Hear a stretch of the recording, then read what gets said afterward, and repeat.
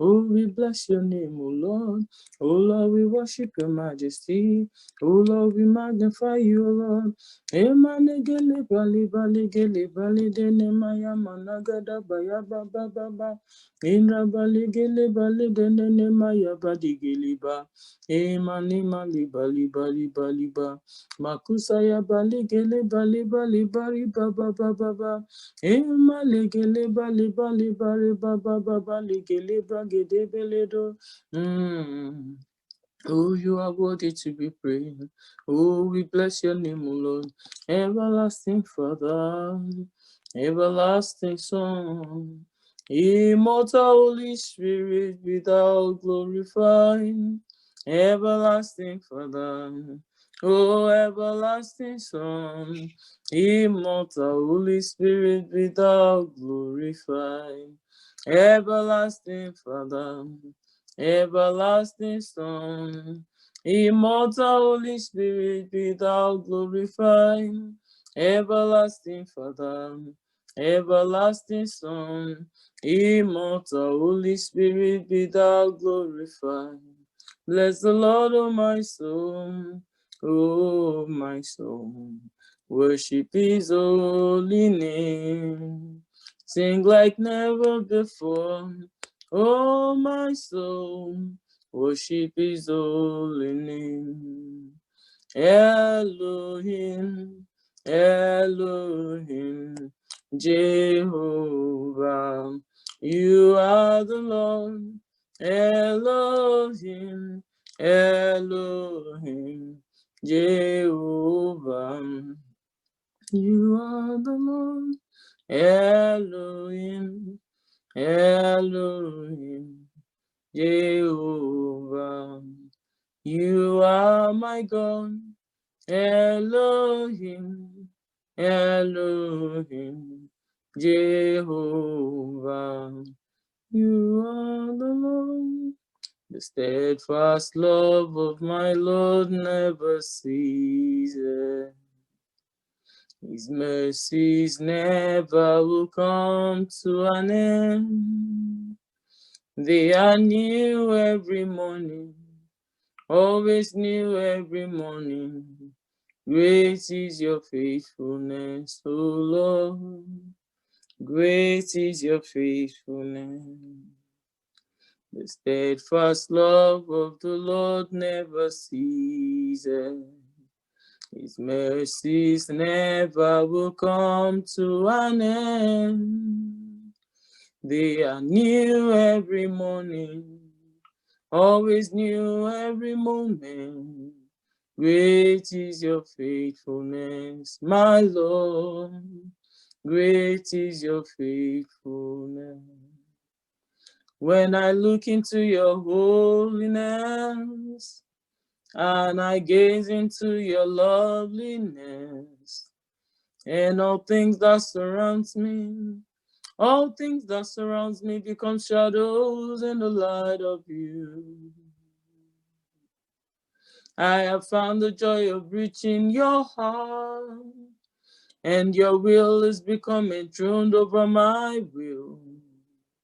And all things that surrounds me, all things that surrounds me become shadows in the light of you.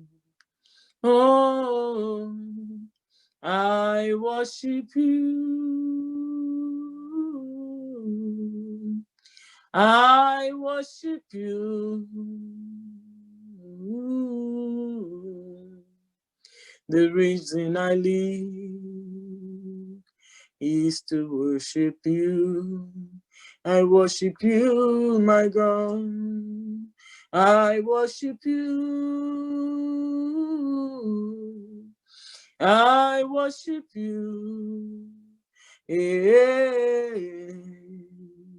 The reason I live is to worship you. We bow down and worship Yahweh. We bow down and worship Yahweh. Oh, Rabba-ga-da-ba-ya-ba-ya-ba. Yahweh, Yahweh, you are Yahweh. We bow, we worship, we adore you. Yahweh, Yahweh, Yahweh. Oh, we bow, we worship the King of Kings, the Lord of Lords. We bow down and worship Yahweh. We worship you. You are the only King for us. We bow down and worship Yahweh. Yes, you are the Lord of Lords, King of Kings, mighty God. You are Yahweh. Yahweh. You are Yahweh. Creator of heaven and earth, emperor on wings, Yahweh, Yahweh, Yahweh. Father, we exalt you, we worship you. We step, O Lord, Father, on your holy ground. And we know that we are standing on holy grounds. We know that angels surround us, Lord. And we bow before your throne. We lift your name on high. We ascribe all the praises, all the glory, all the honor, all adoration.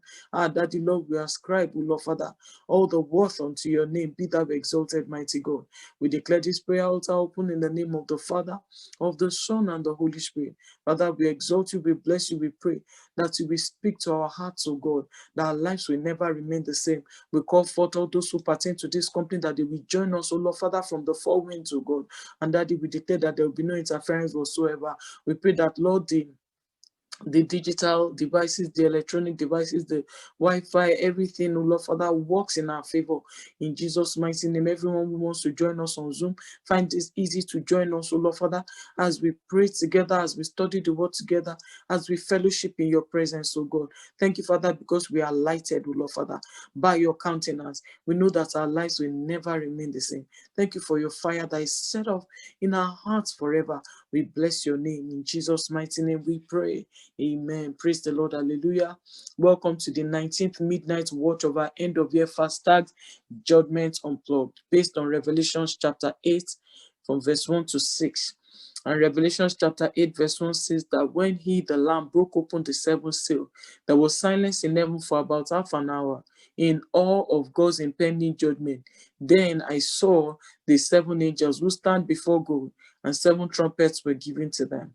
And in verse 6, the Bible says, then the seven angels who had the seven trumpets prepared themselves to sound them, initiating the judgments. Initiating the judgment. The still holding the impending judgment of God upon the world is about to be unplugged.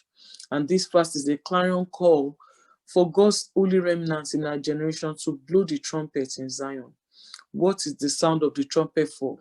It's a call to repentance, a call to worship, a call to consecration, is a call to fast and pray. It's a call to war. 1 Corinthians chapter 14 verse 6 says, if the trumpet makes an uncertain sound, who will prepare for battle? The Lord is sounding an alarm of warning to his people. He's calling us to also warn the world of the judgment ahead. We must sound the alarm before the judgment plugs are pulled from their place in heaven. This midnight watch, we're going to be looking at Jeremiah chapter 20, 29, and 30. And the topic for our lesson is the false prophets. And we know that there are few of them in our generation. So the Bible said in the book of Luke chapter 24, verse 44, Jesus said, I've been telling you this all along, that everything written about me in the Hebrew scripture must be fulfilled. Everything from the law of Moses to the prophets, to the Psalms. I've asked why the Lord gave the laws in the Old Testament before, and the Holy Spirit showed me that it was the best thing given to man before the fullness of the dispensation of time for man's redemption through Christ. He kept on sin till the perfect solution was put in place. Now, I'm not preaching a new law.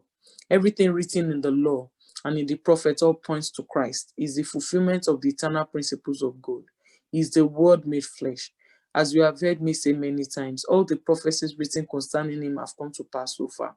And that means the one about his return, he is going to come to pass quickly.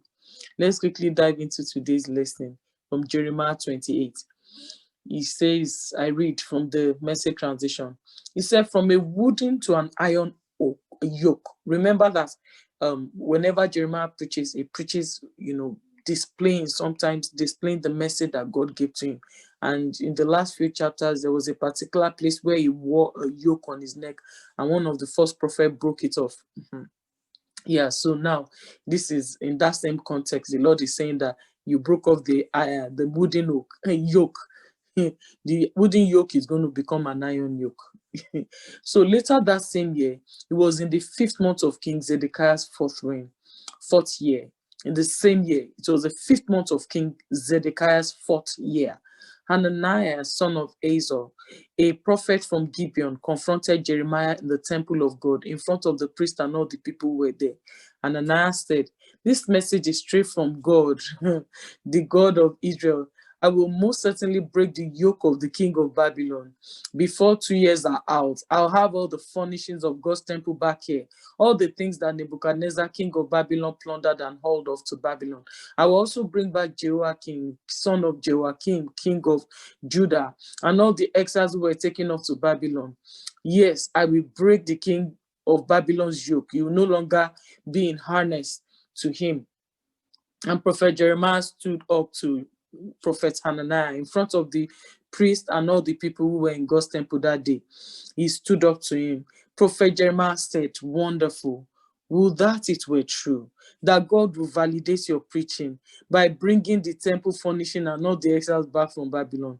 But listen to me and listen closely. Listen to what I tell you and all the people here today. The old prophets, the ones before our time, preached judgment against many countries and kingdoms, warning of war and disaster and plague. So any prophet who preaches that everything is just fine and there's nothing to worry about stands out like a sore thumb.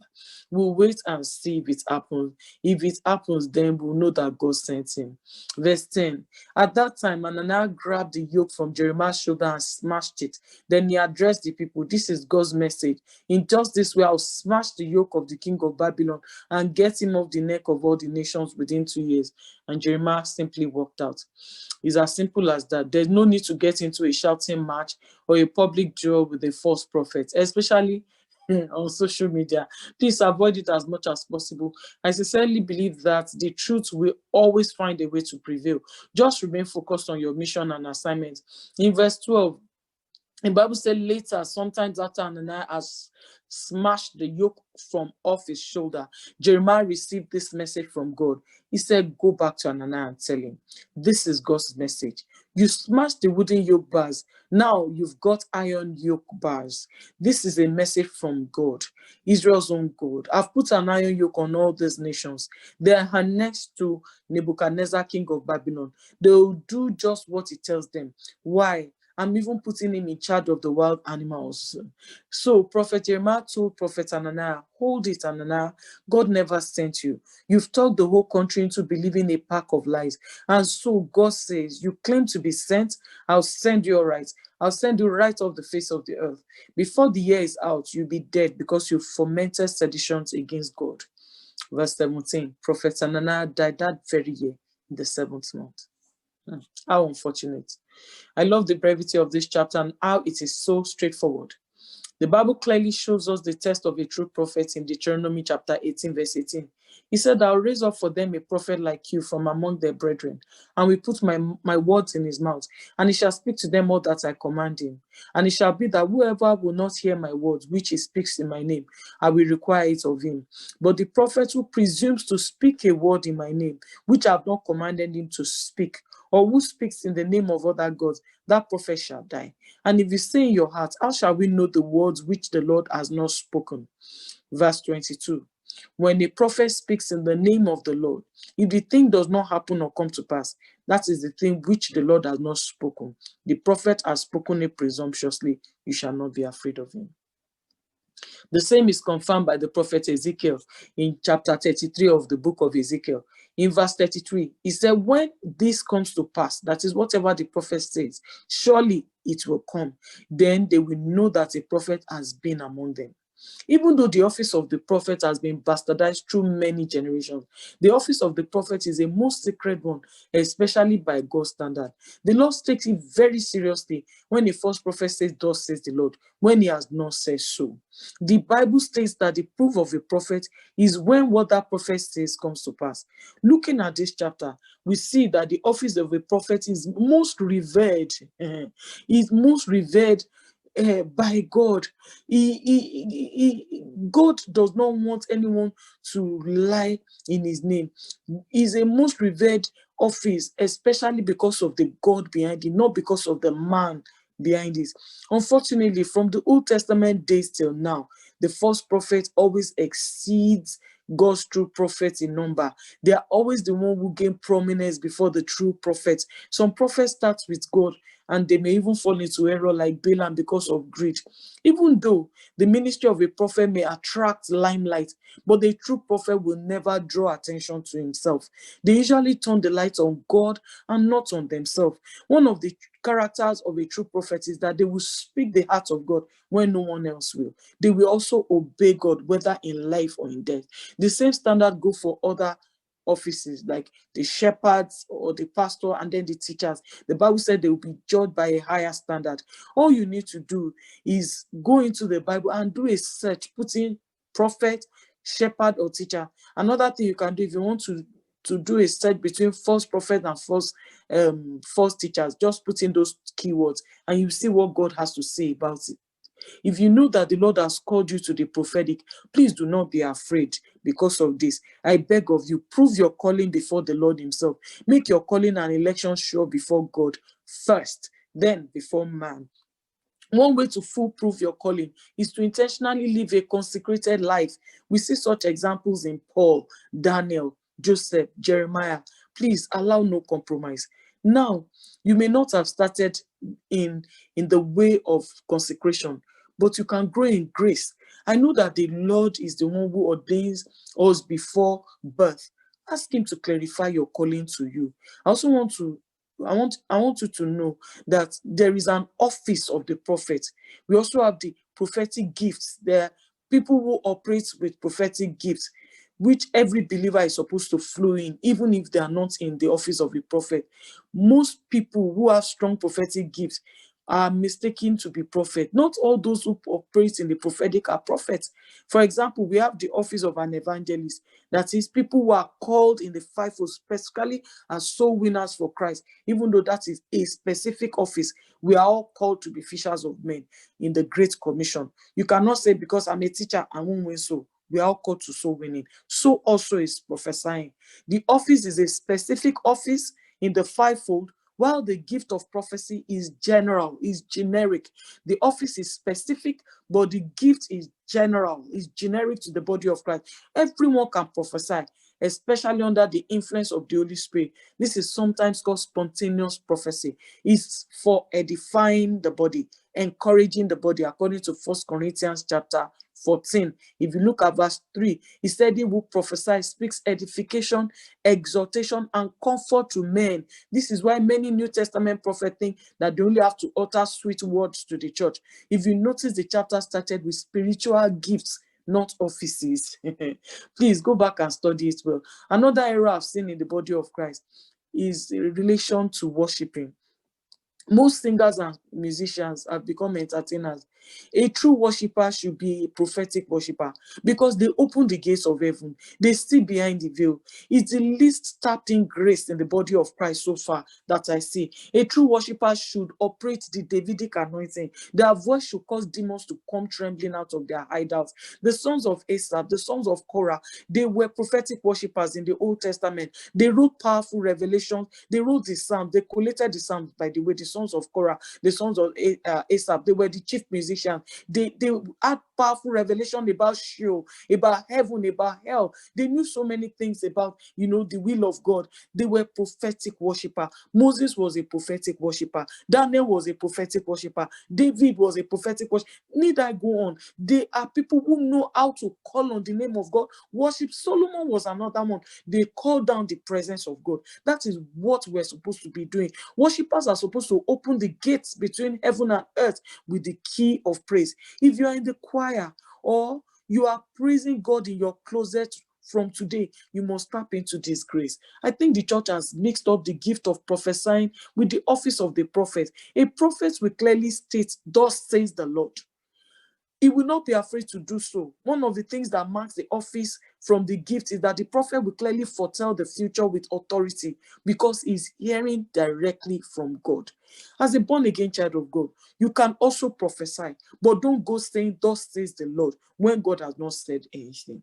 The truth about the lost remnants is that we must declare the heart of God to nations, whether in the office of a prophet or with the prophetic unction. Remember in Joel 2:28, he said, "I will pour out my spirit upon all men." He said, "My sons and my daughters will do what? They will prophesy." So the prophesying is for every one of us, but the office is for specific few. The Bible said he himself gave gifts, and he listed the gifts: the prophet, the apostles, the teachers. He gave them to us in the body of Christ for the edification of the body, that is the equipping of the body, the building up of the body for the profiting of all. We must proclaim God's will to our generation. We must trumpet his return. We must tell them about the impending judgment so that they can escape from the destruction. We must preach the message of the kingdom, which is a message of repentance. It is rare in our days. Jesus declared twice in Luke 13, in verse 3 and 5, he said, "I tell you, but unless you repent,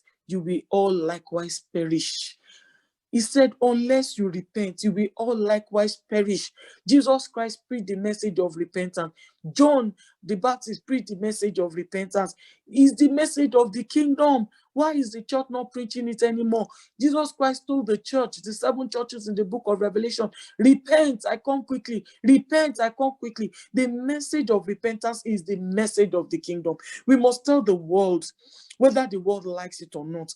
They must understand that the king is coming, and we are mandated to tell it like it is. We are God's prophets in this generation. Let's move quickly to chapter 29. I love chapter 29 because he addresses some key important issues, key issues that I love. You see, in this particular chapter is where we quote that scripture, Jeremiah 29:11. He said, "I know the thought I have towards you, thought of peace and not of evil, to give you a future and a hope." He was talking about a people in exile at that time.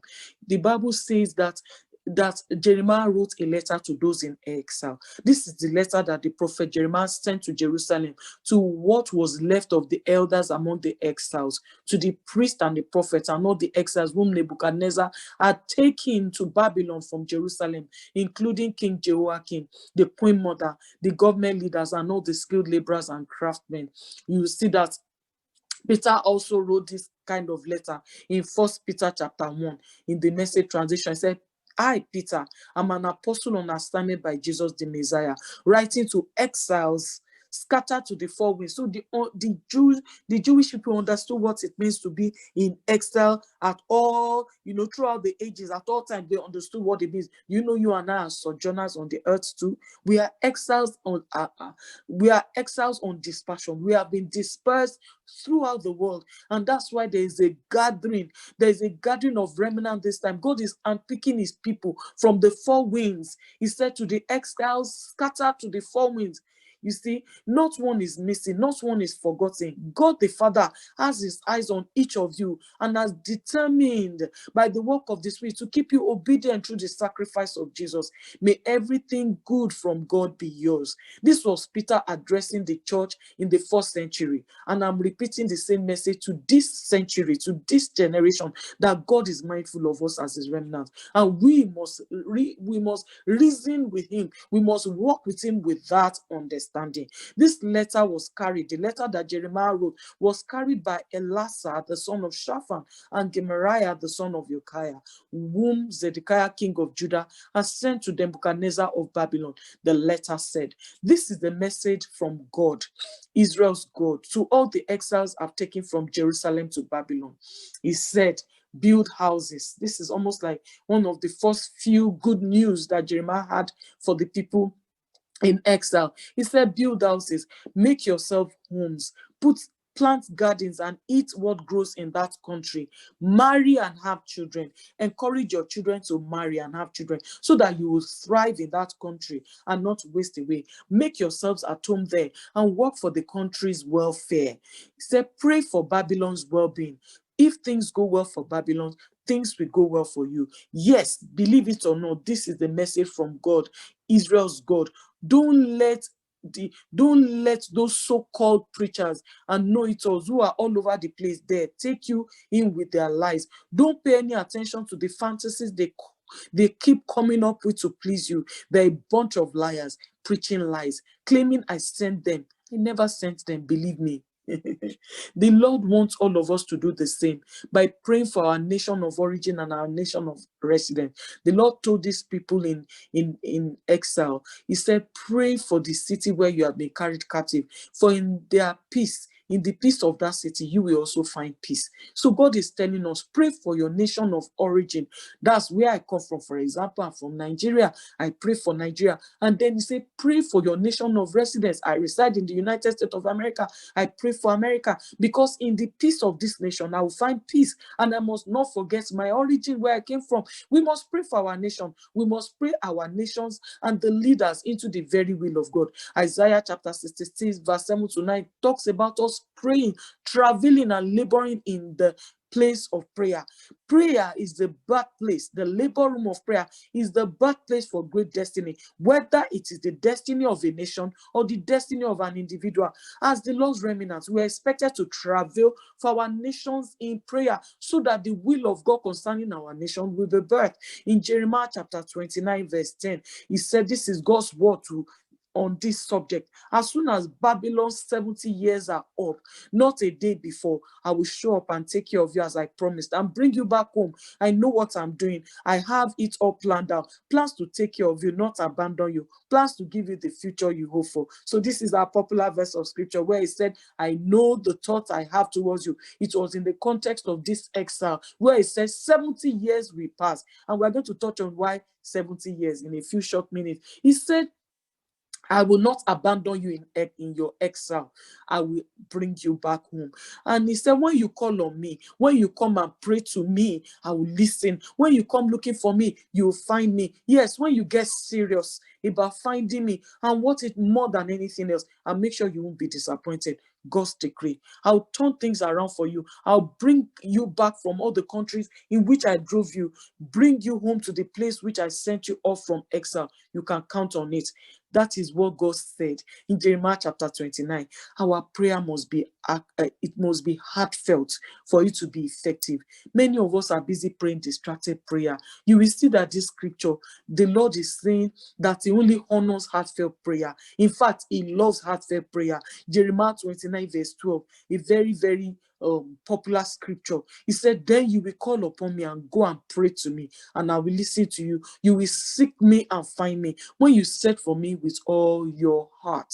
So when you are praying, the key is seeking him with all your heart. Many wonder why they don't get answers when they pray. The truth is that half-hearted prayers laced with worry and doubt will serve no purpose in heaven's throne room. They are merely a waste of precious time. When you are praying and you are busy surfing on the internet, or you are mouthing the words in your mouth, but your mind is wandering away, it will not do anything. Whenever you pray, whether it's a time of personal devotion or family devotion or public worship, please make sure that you are worshiping the Lord with all your heart, with all your faculties present, your spirit, your soul, and your body. Everything must be present for that prayer to make a divine connection with heaven. You cannot be praying and at the same time shopping on Amazon.com. You cannot be praying and at the same time in your head you are shopping on Walmart.com. Oh, I need to get grocery. Oh, I need to pick up the children. And your mind has wandered away. You cannot be divided in attention. It does not profit you. I encourage you to practice short, focused prayers, the ones that will move God, not mindless ones, not mindless babbling. Some of us, we don't know the efficacy in praying in tongues. That's one of the reasons why the midday watch for us during this fast has been so powerful, where we redirect our mind to the word of God. And that's the premise from which we are praying. Many people pray in tongues. Remember what Paul said. He said, I thank God that I pray in tongues more than you all. Why? He said, I will do this thing. This is the conclusion of the matter that he gave us in 1 Corinthians 14 and 15. He said, I will pray in my understanding and I will pray in the spirit. I will praise God in my understanding and I'll praise in the spirit. So what is possible? I will pray in my understanding. I will speak words I understand. Then I will speak words that I really don't understand, because the Holy Spirit is helping me to pray the mysteries of God. But let me tell you, when you are praying in tongues, sometimes your mind is prone to wander. But if you can train your mind to focus on the word of God, the power that can be released is tremendous. The Bible said the effectual fervent prayer of a righteous man availeth much. Please stop engaging in long distracted prayer. It's a waste of time. If we continue in verse 15, he said he said, now you've taken, right now, because you've taken up with the newfangled prophets who set themselves off as Babylonian specialists, spreading the word that God sent them just for us. God is setting the record straight. As for the king still sitting on David's throne and all the people left in Jerusalem who didn't go into exile with you, they are facing bad times. He said, watch this, catastrophe is on the way. War, hunger, disease, the barrel of rotten apples. I'll rid the country of them through war and hunger and disease. Remember, those are the agents of God's judgment. The whole world is going to hold his nose at the smell, shut its eyes at the horrible sight. They will end up in slum ghettos because they won't listen to a thing that I said when I sent my servant prophets preaching tirelessly and urgently. No, they wouldn't listen to a word I said. In verse 23, Jeremiah addresses profane persons. And you exiles, whom I sent out to Jerusalem to Babylon, listen to God's message to you. As far as Ahab, son of Koliah, and Zedekiah, son of Maaseiah, are concerned, the Babylonian specialists who are preaching lies to you in my name, I will turn them over to Nebuchadnezzar, king of Babylon, who will kill them while you watch. The exiles from Judah will take what they say at the execution and use it as a curse. God fry you to a crisp, like the king of Babylon fries Zedekiah and Ahab in the fire. Those two men, sexual predators, prophet impostors, got what they deserved. They pulled every woman they got their hands on into bed, their neighbor's wife, no less, and preached lies, claiming it was my message. I never sent those men. I've never had anything to do with them. God's decree. They won't get away with a thing. I've witnessed it all. The Bible says that there is nothing hidden that won't be revealed. There's always a day of reckoning, whether here on earth or in the afterlife. The Lord misses nothing, believe me. Heaven is watching. Interestingly, the accuser of the brethren is also keeping scores. Please, as God's holy remnant, make sure you have nothing to do with the unfruitful works of darkness. If you have a record of wrongdoing, renounce it. Repent now. The best of us were once sinners. Ask God for help. Ask the Holy Spirit. It's the Spirit of holiness. He can help you live holy. He's the only one that can destroy that innate propensity to sin. That innate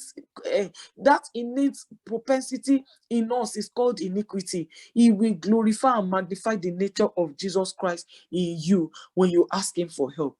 And you will see that in verse 24, Jeremiah heard the reply of those harassing him from Babylon.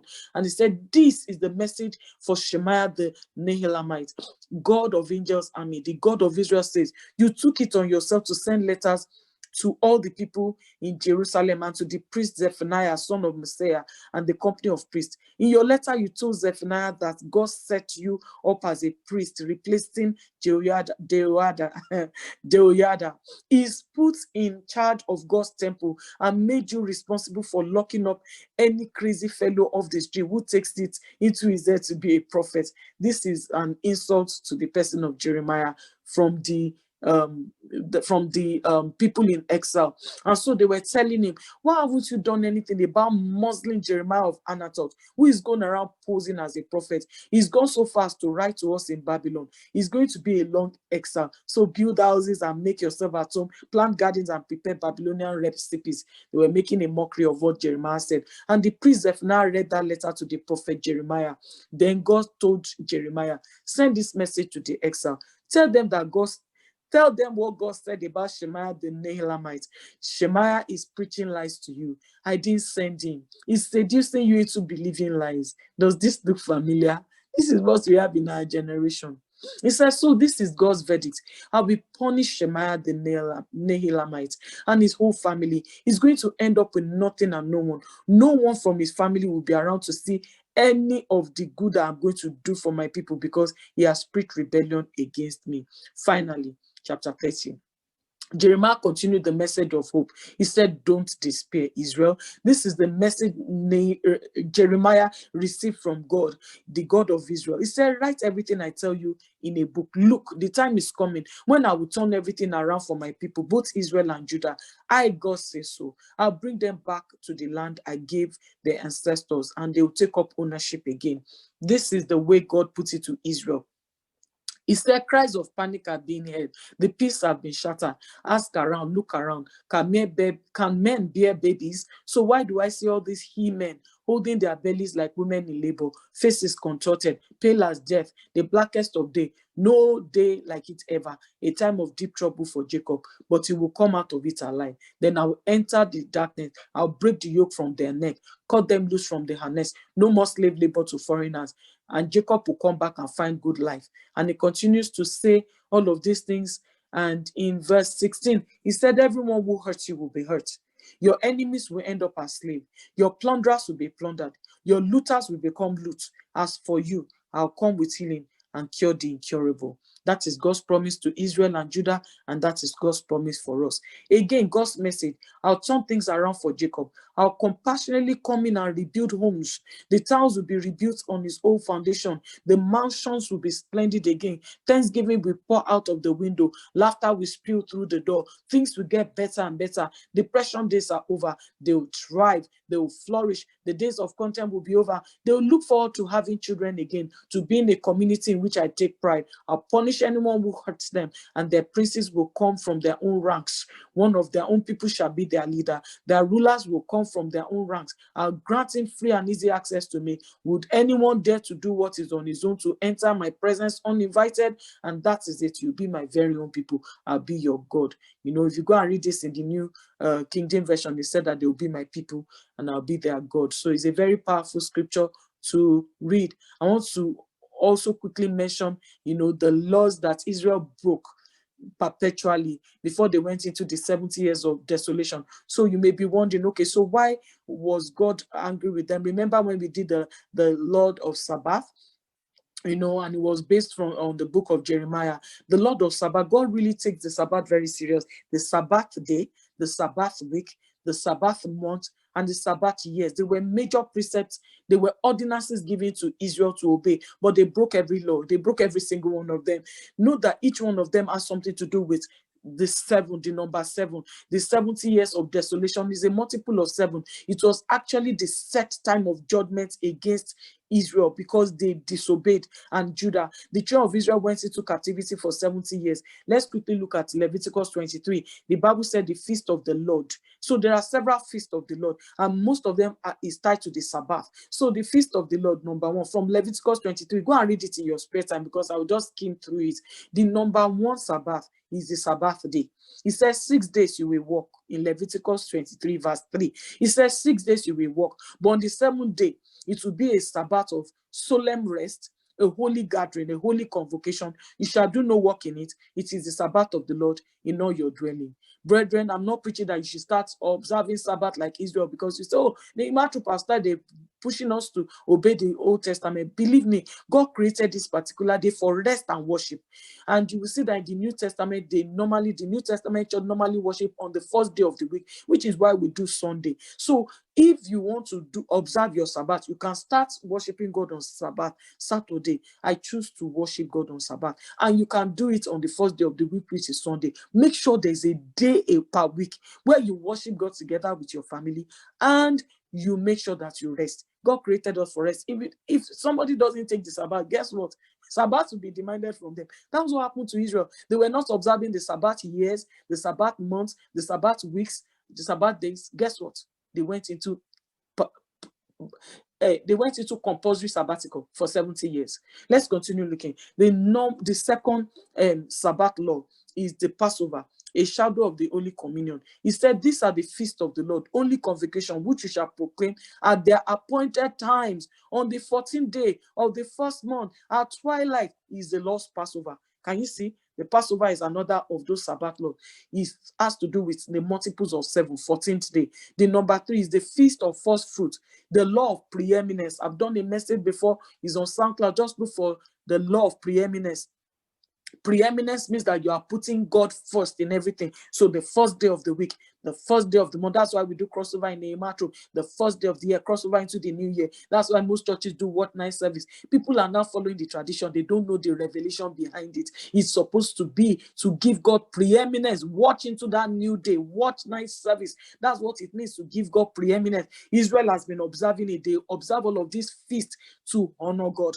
And then you will see, this is all from Leviticus chapter 23. And then it talks about the number 4 Sabbath, the Sabbath weeks, the Feast of Weeks. In verse 15, it says, you shall count for yourself from the day after the Sabbath, from the day that you brought the sheaf of the wave offering. 7 Sabbaths shall be completed. Count 50 days to the day after the 7th Sabbath. And he explained it. He called it the Feast of Weeks, the Sabbath weeks. So you see the Sabbath day, you see the Passover, you see the Sabbath weeks. You will also see that every Sabbath, they have Sabbath months. They have it, they call it the Feast of Trumpets. And then he said the Feast of Trumpets, sabbatical praise, where the Lord spoke to Moses, said, speak to the children of Israel in the 7th month. In the 7th month. Do you know that I didn't discover this revelation until years after? I just know that the Lord instructed us in Nehemiah every 7th month.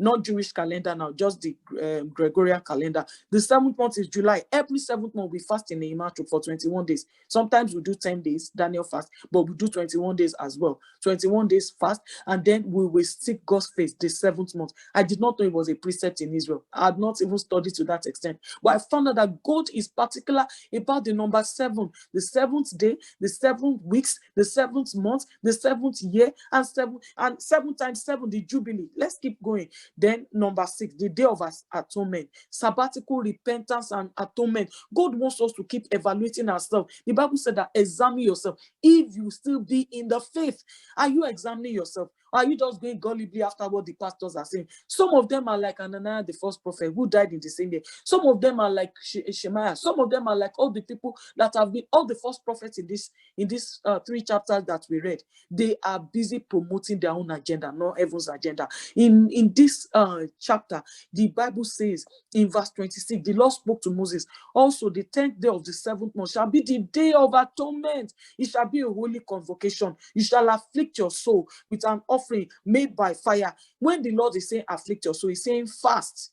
We've been fasting in Nehemiah troop now since 2013. Every year, December, July. We must always do it. And I didn't know that this was an ordinance in Israel. Then number 7, the Feast of Tabernacles. That's sabbatical release, especially from bondage. This one, he said, the Lord spoke to Moses saying, speak to the children of Israel. The 15th day of the 7th month, it shall be your Feast of Tabernacles for 7 days. He's saying they should celebrate their release from Egypt. So they celebrate it. And then the Lord gave them the ordinance of the Jubilee.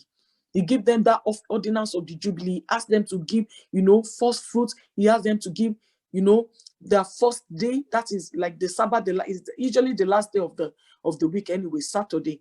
It starts at sundown on Friday, and they observe it strictly. The people who still practice Judaism today observe it strictly. And the Christian Jews observe it too. They don't play with it because God wants you to rest your body. I'm addressing workaholics now. You work. Let me tell you, if anything happens to you on the job, guess what? Somebody else will be hired in a heartbeat. And in fact, they may even pay them double because they are looking for them like it's hot. So don't waste your life overworking yourself. The Bible said labor not to be rich. Some of you want to turn to millionaire overnight. It's a godly idea, and it's favor that makes somebody to make it. It's not your ability to do and compete with the Joneses. Don't. I'm not promoting indolence, but I'm saying make sure you are putting God first, observing his Sabbath. Are you resting? Are you worshiping? Are you teaching your children the precept? What does God require from us on the Sabbath day? So most time we put our Sunday best and go to church. Fine. If your church is a living altar, if it's a living church, if it's a dead church and the pews of your church and the aisles of your church is just for fashion parade, you are better off having a sabbatical worship at home with your children. Read the Bible, teach them the precept of the Lord according to Deuteronomy chapter 6, verse 6 to 8. Then go and do fashion parade and come back. You go there empty, come back dead. That's dangerous. It's important to know the Lord for yourself, I'm telling you. And if you're in a vibrant and living church, praise God. Make sure that you add your fire to that place. Make sure that you increase there. Make sure that you appreciate the shepherds there, the true shepherds. And then the biggest of all, I believe, is the Jubilee written in Leviticus 25. You see, this chapters rolled from 23, 24 to 25. So when we see the Bible, it's one long discourse, but they broke it into chapters. So in Leviticus 25, it talks about the 7th year, the sabbatical years. He talked about seven years. He told them that they should rest their land every 6th year. The 7th year, you must not sow or reap. The 8th year, then you will start all over again, the new beginning. That's why we call number 8 a new beginning. God will give them the harvest of the 6th year, the 7th year, and what they will eat for the 8th year when they start sowing again. He gives it to them. So it's a year of bountiful harvest. It's a year of mighty harvest. Do you know that's Nehemiah troop? Let me explain something to you. Even though Nehemiah troop started in 2011 on the phone, I got ordained into ministry April 2014. This is the 6th year of Nehemiah troop. After I was fully ordained, like in full, what will I call it? When we fully launched out as a ministry. Do you know we're about to enter the sabbatical year? So God is actually giving us the blessing of the 6th, 7th, and 8th year sabbatical. 2021 is a very key year for us in this ministry. And I'm telling you this prophetic, it's not in my notes. It just came to, the Holy Spirit just laid it in my heart right now. We're about to enter into a year. Be sensitive. Make sure that you put God first. And the year of Jubilee, if you go study this chapter, time will not permit me to read it because I want us to pray. It's the year where God gave some specific laws and precepts about releasing those who owe debts. I believe that there will be debt cancellations. I believe that there will be supernatural provision to pay off your debt, to walk free. The Bible says it here, 7 years times 7. That gives you 49. The 50th year is a jubilee. Anybody owing his brother, release him. Anybody that is a slave, let him go. That is an ordinance in Israel. But they were not practicing it. Guess what? They were forced into 70 years of desolation. And that's why they were in desolation for 70 years. The Lord gave Israel specific laws regarding the Sabbath. Sabbath connotes worship. It's not a dead law. It's a living law. It's the Lord that guards the universe. You must take down one day of rest, or else the person will just break down and they don't know what's wrong because they never took the rest. It's a time of worship. Both of them are mandatory for us as humans. We must honor God as the first and foremost one, then we must obey his commandment to rest. Israel's captivity was a result of breaking both. They did not honor God as the only one and true God, and they also kept walking the ground when he gave them the ordinance not only resting themselves, but they must allow the ground to rest in the 7th year so that it will be productive in the coming years. The ground became, the ground became what will I call it, non-productive because they had overworked their ground. And that's why God gives them super abundant harvest in the 6th year, so that they have enough for the 7th year of rest and enough for the 8th year till the harvest. The harvest will come till the 9th year. but God will give you enough. And Daniel understood this from the writings of Jeremiah the prophet. And that's why he prayed. That's why he understood the 70 years of desolation. He got it in Daniel chapter 9. And that's why he prayerfully made that repentance on behalf of himself, his fathers, and their kings. Remember that the desolation of Israel started in Daniel chapter 1. When the desolation of Judah, where they took him and the other boys that are his friends. I'm sure most of you are familiar with Nebuchadnezzar, with Daniel, Meshach, Shadrach, and Abednego.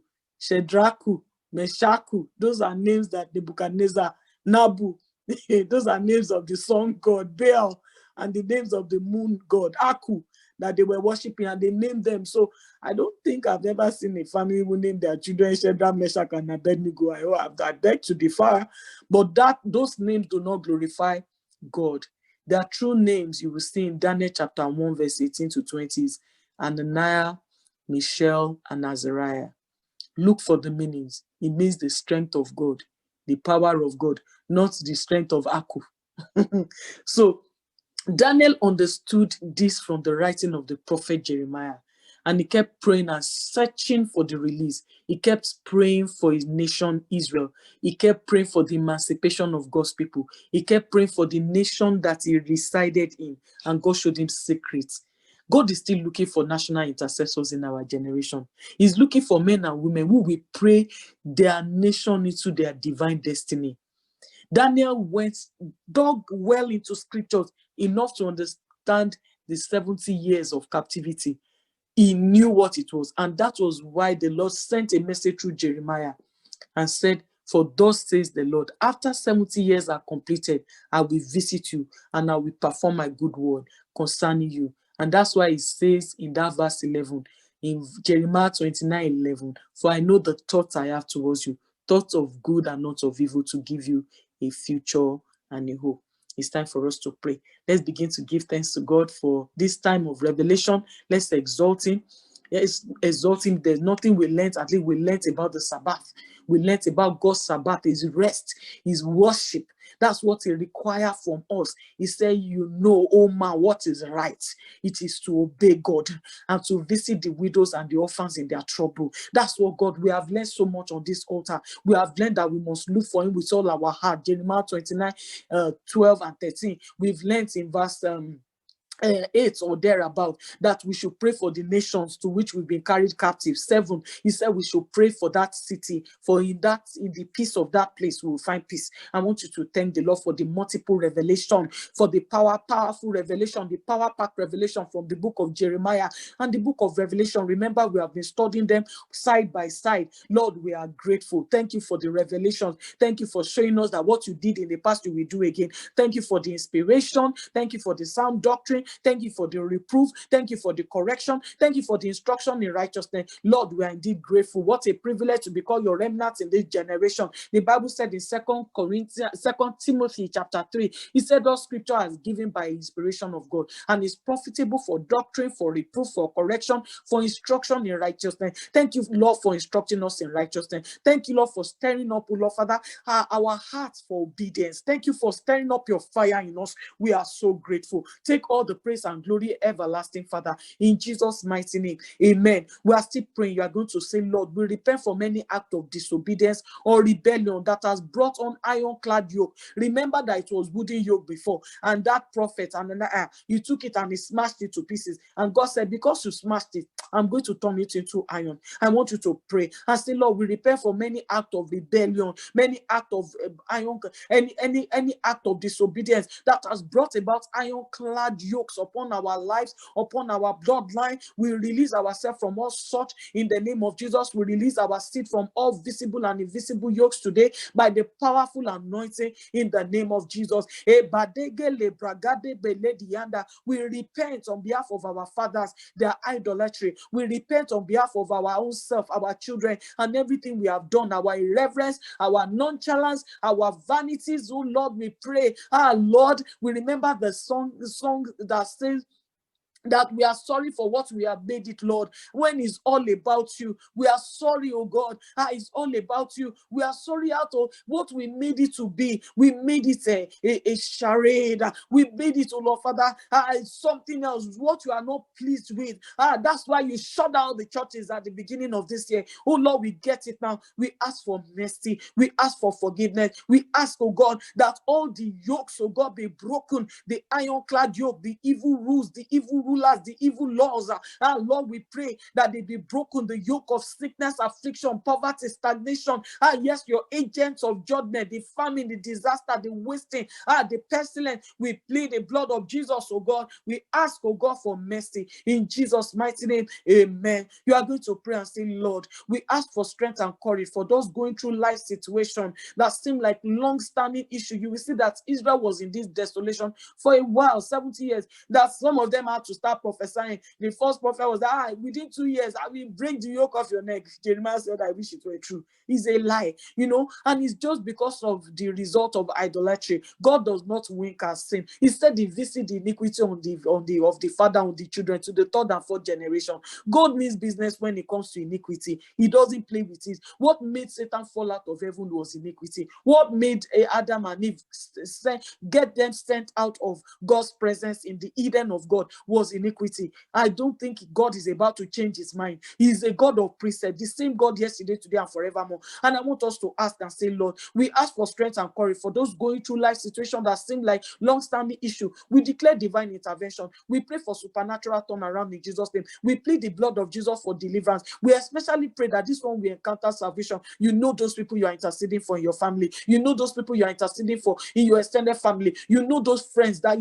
they need Jesus and they are going through this situation. They refuse to listen. I want you to pray right now and say, Father, those situations that look like ironclad problems, but these people are not willing to yield to you. We call today. We ask for mercy. We ask for divine intervention. And if you are the person, just ask the Lord to set you through and through and show you what you need to change, what you need to do, the instruction you need to follow. Because you will see that when the 70 years was fully completed, Israel went back to their land. You will see that God used men like Daniel to bring about the change, but it was on the altar of prayer. The Bible said in Isaiah chapter 10 verse 27, it shall come to pass in that day that the burden shall be taken away from your shoulder and the yoke from your neck, and the yoke will be destroyed because of the anointing. This is one thing that God will do. At the fullness of the dispensation of time, he delivers. I want you to pray and say, Father, in the mighty name of Jesus, we pray for supernatural turnaround. We pray for mercy for those who find themselves in a mess right now, for those who find themselves in strange affliction right now. Father, we pray that you will intervene. We pray that you will explain what is going on to them, just like you explained to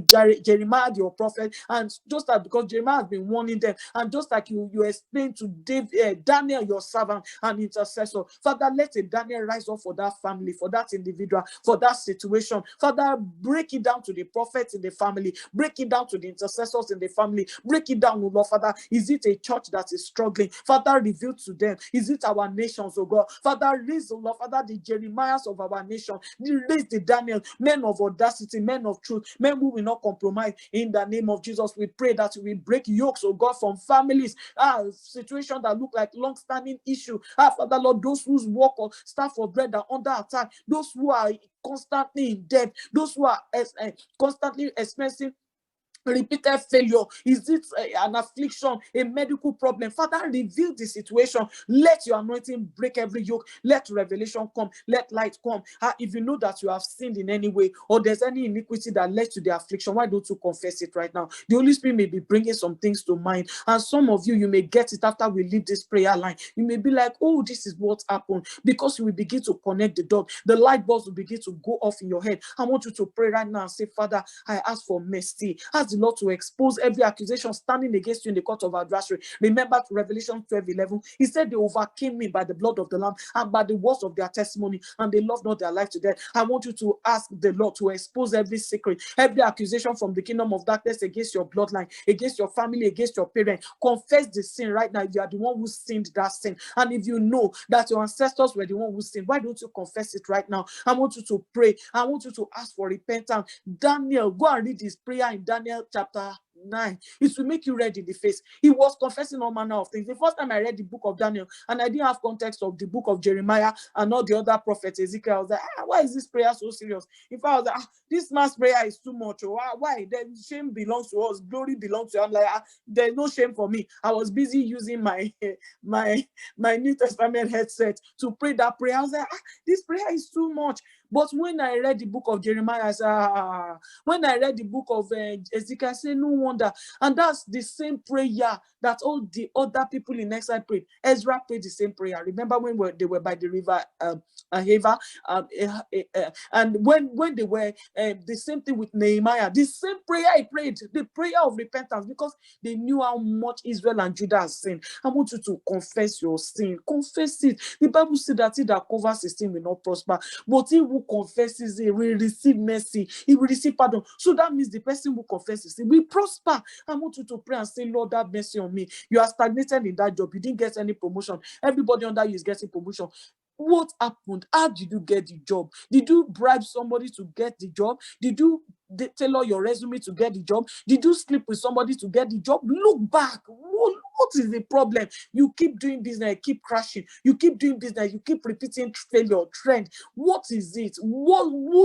Are you using an unjust, you are using, an unjust weight? You are using, lies to cook lies to sell in that business. How did you obtain your certification or the approval for that real estate? What did you do? What are the lies, the iniquity? The devil doesn't trade fairly. He doesn't. He trades great destinies for peanuts. You may have thought you cut a corner, or you are evading taxes, you cut corners up front, but at the end of the day, you will pay dearly. I want you to pray right now. Say, Lord, everywhere I sin, forgive me. You are in that marriage. The marriage is struggling. The marriage is suffering. What were the compromises here? If the Bible says stolen meat is sweet, the premarital sex, the pornography, the hidden sin, the trade love triangle, the phone sex, you know what I'm talking about. I want you to pray and say, Lord, forgive me. This marriage must not break. Forgive me, have mercy. Old flames, catching up with old flames, you need to repent.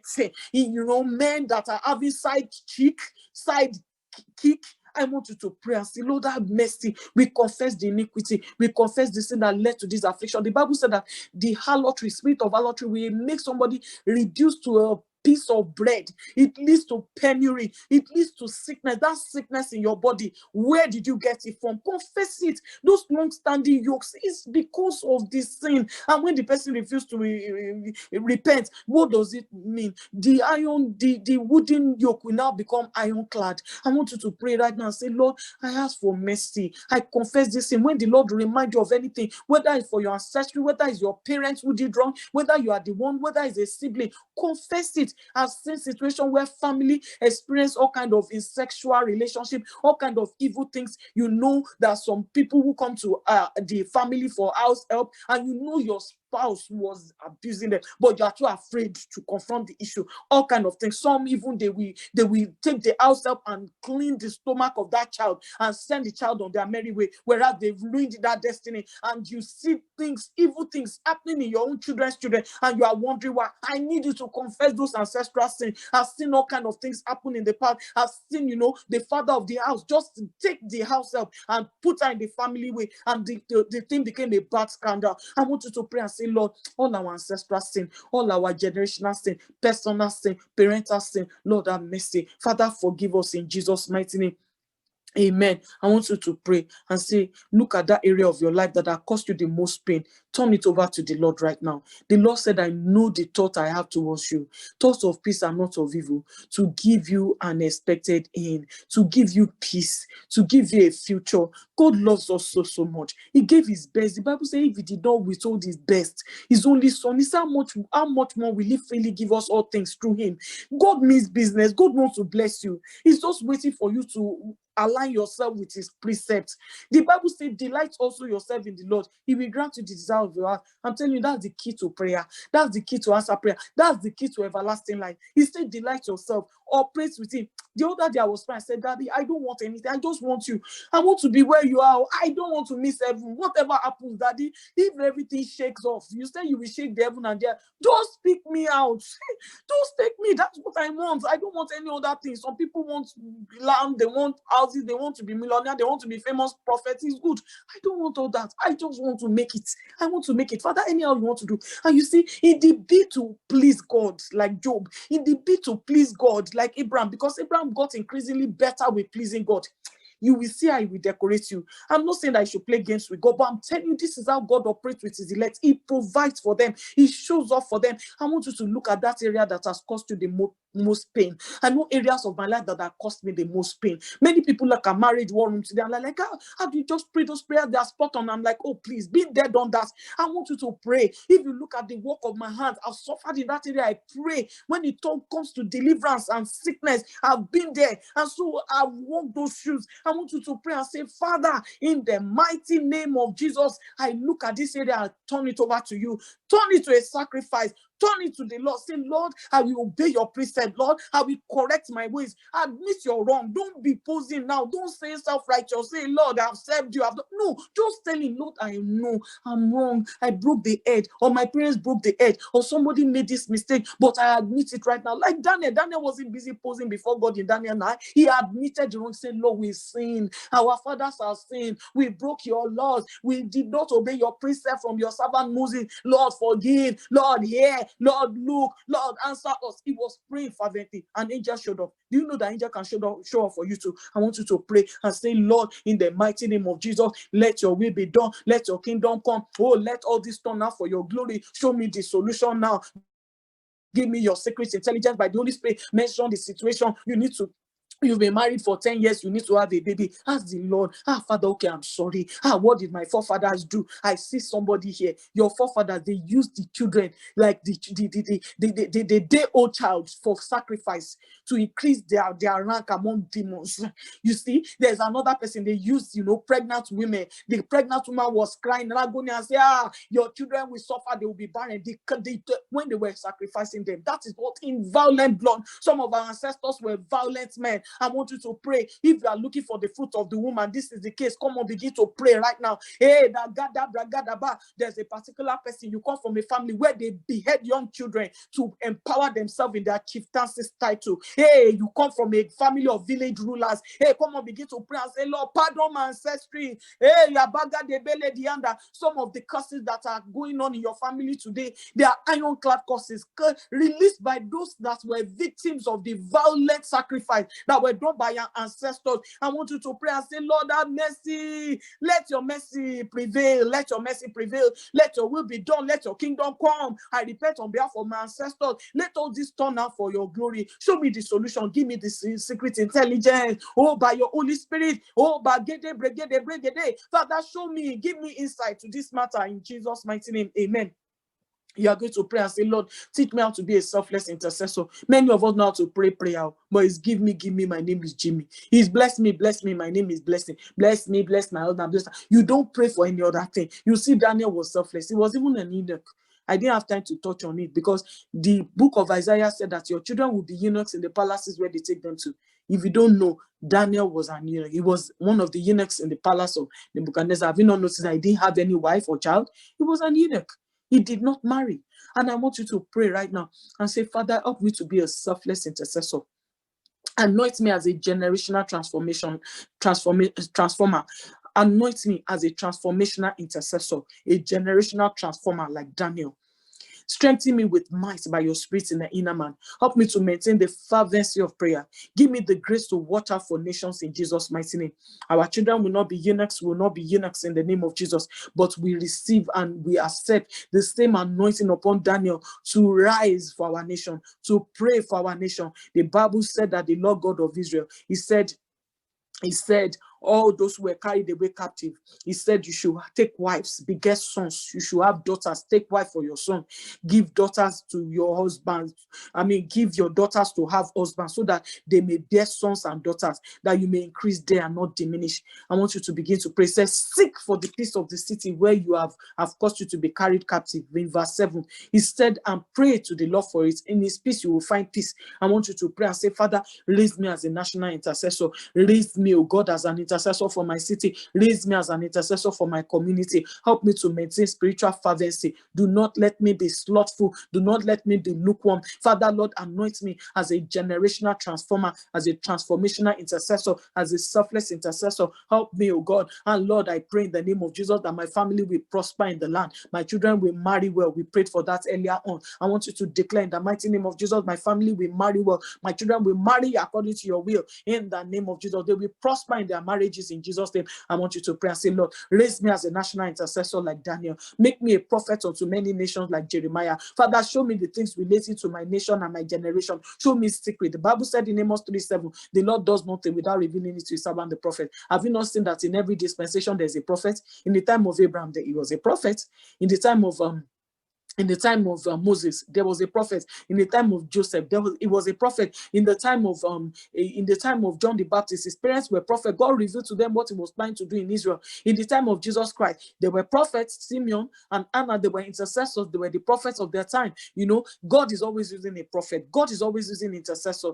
God is always using an intercessor to release his new dispensation. That was what happened in the time of Samuel. I want you to pray and say, Father, raise me as a national intercessor. Make me a prophet unto the nation. Show me the things that you have in plan for my nation for 2021. Show me what you have in plan for the church for 2021.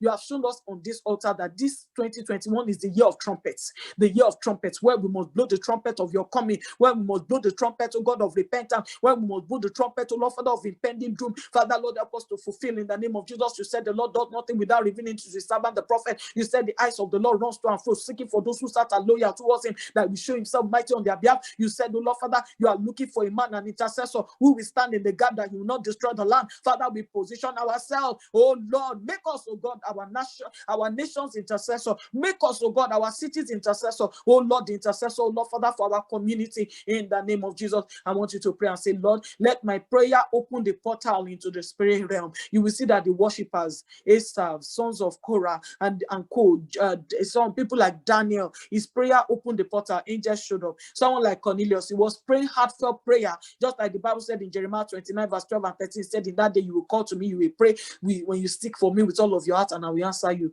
I will be found of you. You will seek me, you will find me, because God means business. These people were praying fervent prayer. They were praying heartfelt prayer. The Bible said the effectual fervent prayer of a righteous man, the continuous heartfelt prayer. He said it makes tremendous power available. It's effectual in his working. I want you to pray and say, Father, in the name of Jesus, let my prayer altar be a portal into the realm of the spirit. Let my prayer altar be a portal into the realm of the spirit. Let it become a gate of heaven, like the altar of Daniel, like the altar of Jeremiah. Jeremiah, how come he was hearing God all the time and all the other people were not hearing? He separated himself. Remember when he sent Baruch on an errand, he said, you go and give them this letter. When he sent the letter to Zedekiah, and Zedekiah out of pride threw it into the fire, into the furnace, and it burnt.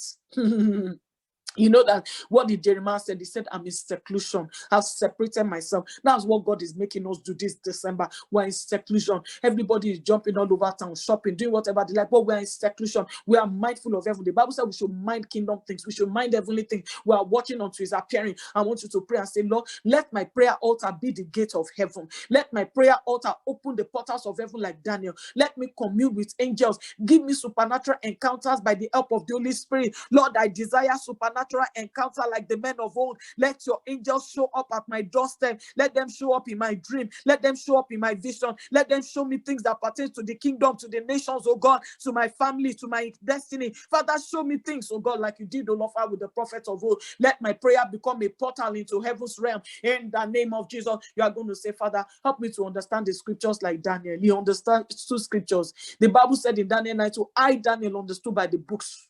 that the years of desolation was 70 years. I'm just paraphrasing that particular verse. But he understood. And that was when he started praying. He started praying. I want you to say, Lord, help me to understand the scriptures like Daniel. Let me understand your will like Jeremiah. Jeremiah wrote a letter to the king. The king tore it in fire. He wrote another one. That means he knew what God was saying. He understood it. How come he didn't forget? God told him again. And they said they even added more to the letter. I want you to pray and say, Father, give me the grace to know exactly what you are planning for the next decade. Give me the grace to know what you are planning, oh Lord, Father, for the next year. Teach my entire household the secret things to prepare for your return. Purify us by your holy fire. Remember when we stepped into this decade last year, the Lord told us this is the decade of the glorious commission. The gospel will prosper like never before. Didn't you see how after they closed the churches, every church is abuzz with Zoom, every church is abuzz with Facebook Live, Insta Live, everything.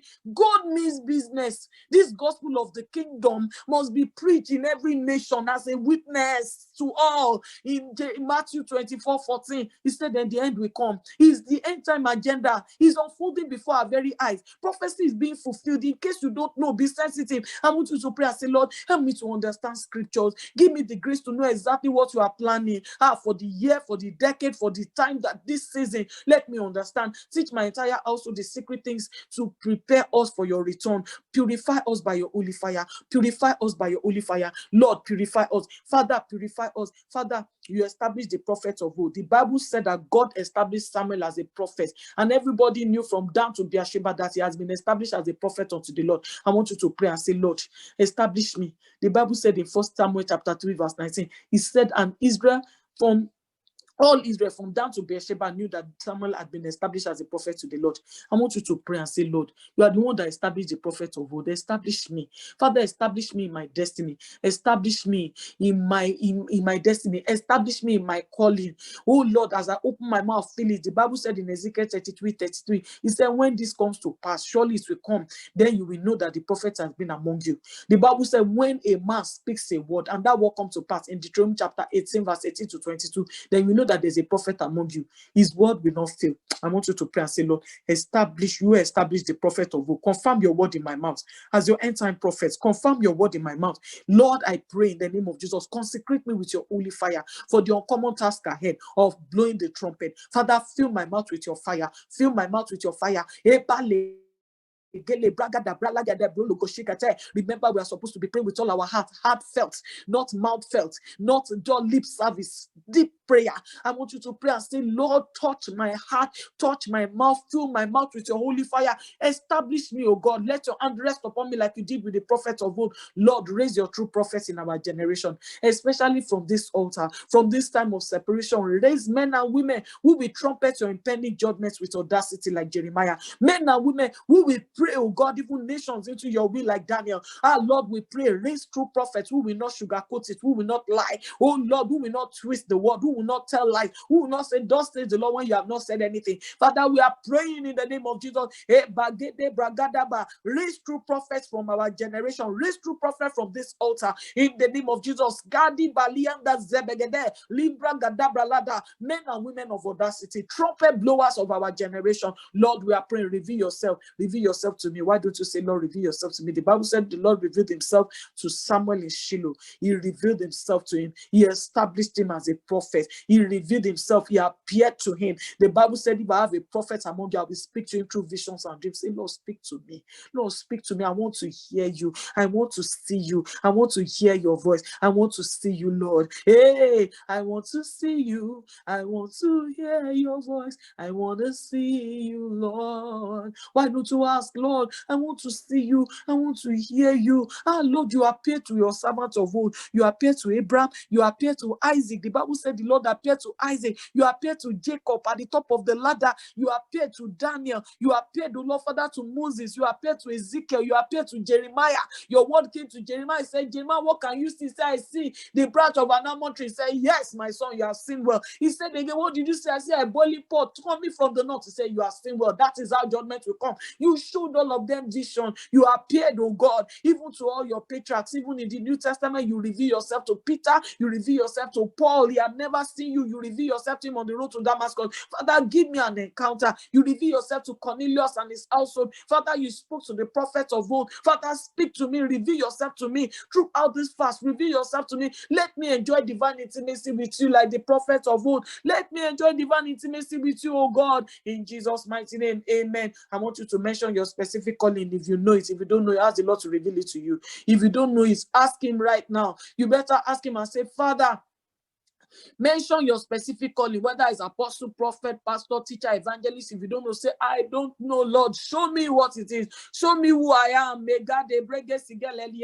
Show me what you made. You are the maker of me. The Bible said in Jeremiah 1:5, before I formed you, I knew you. The Bible said the days of our life, they are written in a book where there's yet none of them. Say, Lord, show me who I am. Reveal to me who I am. Show me. Reveal the blueprints to me. Show me the destiny books, oh God. Show me. The Bible said that he appointed for himself first apostles, second prophet, then teachers. After that, miracles, gift of healings, help, administration, varieties of tongues. Are all apostles, are all prophets, are all teachers, are all workers of miracle? Ask him, which one is my own? I don't even understand it. Show me, Lord. There was a time I was perplexed, I was confused, I was busy asking mentors and teachers, Lord, who am I? I mean, Pastor, who am I? They didn't know who I was. I had to go back to the Lord in a 40-day fast, and he showed me who I was. And it was a gradual journey. It has been I've been on that journey since 2009 December. I started that 40-day fast, and today I'm grateful that I have the privilege to serve in ministry. I can't have it any other way. I enjoy praying. I love studying the word of God. I love teaching sinners God's way. I love telling people repent, turn to him. I love it. I love it. I love it. I won't have it any other way. I love the ministry of mercy. I will pray for anybody. I will fast. I will eat. This is my life. This is me. Not everybody is like that. You have to discover your own. Find your own. It is the place where you will function. Hey, madele dele dede. The place you will prosper. The place you will grow. The place that you will bless. You may be doing whatever you like. If he didn't send you on that errand, you may have all the money. There will be no fulfillment. You may have everything. There will be no joy. I want you to pray and say, Lord, show me who I am. Introduce me to me. Show me. Hey, Father, equip me for destiny. In the name of Jesus, you are going to pray as your mouthpiece. Lord, sanctify my heart. Sanctify my mouth. Sanctify my character with your holy fire. Use me, oh God, as your instrument of righteousness. I yield myself to you, not as an instrument of sin, but as an instrument of righteousness. Father, Lord, as I open my mouth to declare the gospel, fill it, Lord. Use me to proclaim your gospel, even when it's not popular. Use me to proclaim your gospel. Jeremiah faced so much persecution, rejection, yes, ridicule, but you are the one that helped him. Father, Lord, help me also. Let me preach the gospel even when it's not popular. Sanctify my heart, sanctify my mouth, sanctify everything that concerns me. Father, Lord, let me see you, let me hear you. Use me as your instrument of righteousness, as your threshing instrument with sharp teeth, oh God, in Jesus' mighty name. Amen. We're going to put our words to good use right now. We're going to intercede for the church. I want you to pray and say, Lord, expose every false prophet. Remember, this teaching was about false prophets. Say, Lord, expose every false prophet, every false teacher in the body of Christ. We ask that you openly reprove the false prophet and expose the secret of the workers of iniquity, pastors who are sleeping with their congregation, pastors who are butting for their members. I want you to pray and say, Lord, expose them. Hey, Father, Lord, all the evil that is going on in the church, those who are stealing offering. You say you hate robbery for burnt offering. You say you hate the shepherd who exploit the sheep. Hey, magede belege de braga da bralagada. Hey, yabaga sunkoto lianda. Oh, Father, we are praying in the name of Jesus, the false teacher, the false prophet, those who are exploiting people, who are going from house to house, leading laden women to loss.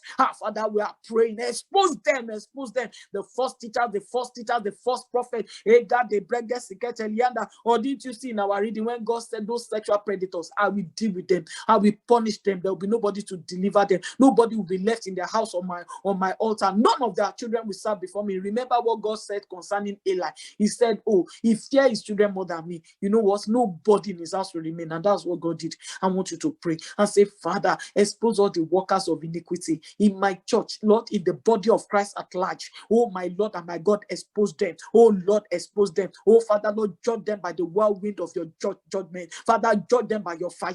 In the name of Jesus, if they don't repent, judge them. Expose them, oh Lord, Father. Hey, God, they brag at that. Let them be caught red-handed. If they don't repent, Expose them in Jesus' mighty name. Amen. Let's intercede for the land. I want you to pray and say, Father, we pray for a fire of holiness over our community. We pray for fire of holiness over our neighborhood today. Let your holy angels arrest all sexual predators and corrupt men. We ask that you expose every evil cartel of prostitution, human trafficking. We declare angelic help, divine escape for all those who are in trouble at home and abroad in the name of Jesus. I don't know if you've heard the news. You see that there are a lot of, Nigerians in Libya, in Syria, a lot of women in Italy, they are prostituting themselves. In Dubai, if you read the news, if you listen to, some of them are crying for help on social media. They're saying that they're in a man, they're in places where they told them that they were going to get good job, but it's a lie. They are slaves there. It's modernized slavery. Some of them are in Asia, some of them are in China. Little children kidnapped from the Western world, taken to those places to prostitute themselves. I want you to pray and say, Father,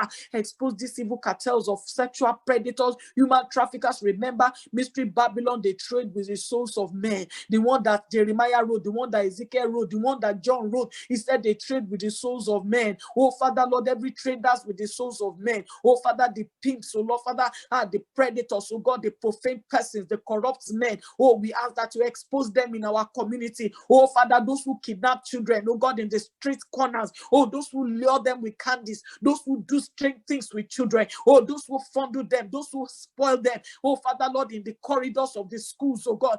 Daddy, Lord, in the community. Father, expose them, Lord, in the name of Jesus. Father, we pray for divine escape for anybody who may have found themselves in a trap or in a trouble right now. In Jesus' mighty name, amen. We're going to intercede for nations. I want us to pray for the nation of Israel, and we're going to pray for the continent of Africa. I love to pray for nations. I love to mention them. You see, some of them I have them memorized because, I pray for them constantly. I want you to pray. Let's start with Israel because they must turn to the Lord. They are part of the two branches of the olive tree. The olive tree himself is Jesus Christ, and the two branches, I'm the vine, I'm the true vine, you are the branches. We are the branches of this olive tree, and the Jewish church and the Gentile church are the two branches, no other branch. I want us to pray for Israel. Let's remember the nation of Israel in our prayer. Let's ask that they will come to the saving knowledge of our Lord Jesus Christ. You see that First Peter said to the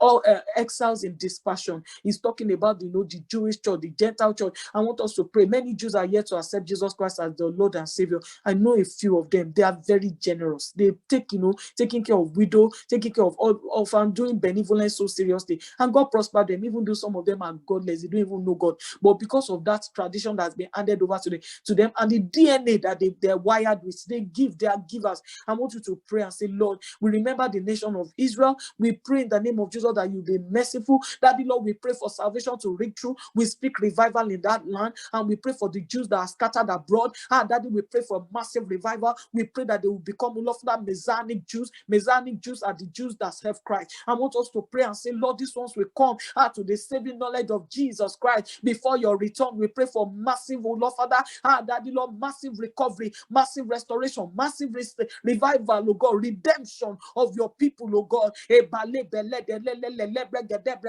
I want us to begin to pray for the continent of Africa. Africa has been raped, devoured for centuries because of the sin of idolatry. Let's ask for mercy for the nation of Africa. There are 54 countries there. Let's begin to ask for the nations of Africa. Africa is not a nation. Africa is a continent, but there are 54 nations in Africa. Let's begin to plead the blood of Jesus and ask that righteousness will prevail. The Bible said that righteousness exalts a nation. Sin is a reproach. Many of those nations are still practicing witchcraft and sorcery right now. The shedding of innocent blood, kidnapping of people, selling human body parts is painful, is appalling. Violence. I mentioned some things earlier.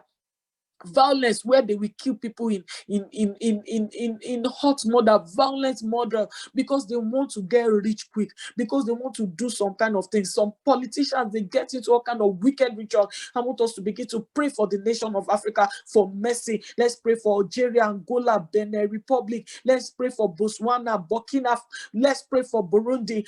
Let's pray in the name of Jesus, oh God. We pray for Cameroon. We plead the blood of Jesus over Cape Verde. We pray for Central Africa African Republic, Chad, Comoros. We pray, oh God, for Congo. We pray for the Democratic Republic of Congo. We pray for Congo. We pray for Djibouti. We cover Egypt with the blood of Jesus. We pray for mercy. Lord, you died for Egypt. You died for everyone, oh God, even in Africa. We pray for Equatorial Guinea. We pray for Eritrea. We pray, oh God, for Ethiopia. We pray for Gabon, Gambia, Ghana, Guinea. We pray for Guinea-Bissau. We plead the blood of Jesus over every coast. We pray for redemption in Kenya, Lesotho, Liberia, Libya, Madagascar. We plead the blood of Jesus for Malawi, for Mali, for Mauritania. We plead the blood of Jesus for Mauritius. We pray for Morocco, Mozambique, Magedebre, Legede, Bragada. We claim souls, oh God, in Namibia, in Niger, in Nigeria, in Rwanda, in Sao Tome and Principe. We pray for Senegal. We pray for Seychelles. Oh Father, we pray for Sierra Leone, for Somalia, for South Africa. We plead the blood of Jesus for South Sudan, for Sudan. We pray for Swaziland, Tanzania. We plead the blood of Jesus for Togo, for Tunisia, for Uganda, for Zambia, for Zimbabwe. We plead the blood of Jesus over the African continent. We pray for mercy. Let mercy rise in the nations of Africa. Let revival fire blaze in the nations of Africa. Let the young people there rise. Let the old people there rise. Oh my God, in Jesus' mighty name, amen. We share this list with you for a reason. Please keep praying for the nation of Africa. We'll pray for another continent by the grace of God. I want you to pray and say, I enforce the power of the shed blood of Jesus Christ over every affliction and adversity over my life. I plead the blood of Jesus. I declare that no residue of iniquity is permitted to cross over into the new year with me. No residue of iniquity is permitted to cross over into the new year. No poverty is permitted. I break every yoke of depression, poverty, barrenness, stagnation, joblessness. It will not cross over. Hey, in the name of Jesus, sickness, marital problem, untimely death, we put a stop to it. Destiny, failure, misfortune, and the like. We break the yokes in Jesus' name. The Bible said in Isaiah 10:27, he said, anointing, break the yoke. Father, we break every yoke, oh God. I declare everything that has come as a result of iniquity, I break the yoke in Jesus' name. The ironclad yokes, I break it. From my father's house, from my mother's house, from the family I married into, in my own life, the things that my personal mistakes, errors, and iniquity, sin has brought about, disobedience, rebellion, transgression of your ordinances and precepts. Father, I pray for mercy. You say you will turn things around for Jacob. You compassionately come in and rebuild homes. The towns will be rebuilt, oh God. You said the mansions will be splendid. Thanksgiving will pour out, oh Lord. You said the voice of melody. You said it will get better and better. You said the days of hardship, pain are over. The days of depression are over. The days of contempt are over. You said, Lord, in the mighty name of Jesus, you said in that day we will call on you. You will answer.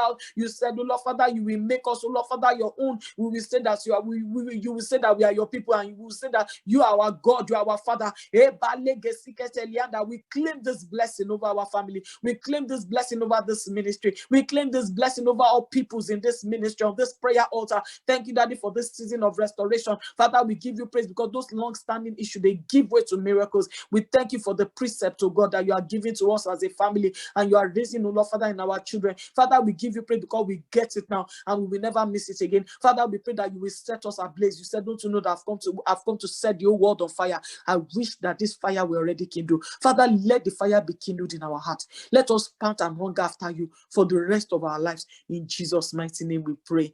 Amen. Praise the Lord. Hallelujah. I hope you have been blessed. I'm so sorry that this one took 1 hour, 30 minutes. It's just loaded. Please pardon me. I pray that it was worth your while. Please remember to join us at 6 a.m. Eastern Standard Time as we continue on this watch. We praise God. We're on day 20. What a privilege. We have 10 more days to this fast. I pray that the Lord will equip you, renew you, and reveal himself to you in Jesus' mighty name. You will not do it in vain. He said they have not called the seed of Jacob to seek him in vain. We are the seed of Jacob, not just Israel, because we have taken part of that covenant. Remember, through Jesus Christ, the God of Abraham, Isaac, and Jacob is our God, and we have a portion. We are joint heirs. We are joint heirs. The Gentiles have become joint heirs with the Jews. It's a mystery that we prayed about at the noon watch. Remember, I want us to be mindful as we continue in this fast. Get your prayer journal, write things down, ask the Lord personal questions. You know what? One way or the other, we answer you. I want you to know that He's the God who answers by fire. He will show you that revelation. He will show you that secret.